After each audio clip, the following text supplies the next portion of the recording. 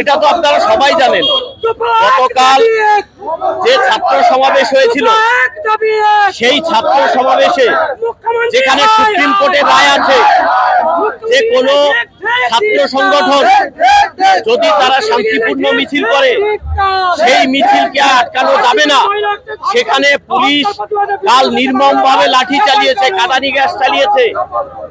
তার প্রতিবাদে আজকে আমাদের এই অবরোধ এবং আরজি করের বিচার চেয়ে আমাদের অবরোধ। এই পুলিশ যেভাবে কালকে ছাত্রদের উপর অত্যাচার করেছে তার জন্য আজকের বন্ধ সফল করার জন্য পশ্চিমবাংলার মানুষকে ভারতীয় জনতা পার্টির রাজ্য সভাপতি তিনি গতকাল আহ্বান জানিয়েছেন, সেইটাকে সাড়া দিয়ে আজকে আমরা এসেছি। পুলিশ বন্ধ করতে দেবে না, পুলিশ বিজেপিকে কার্যক্রম করতে দেবে না।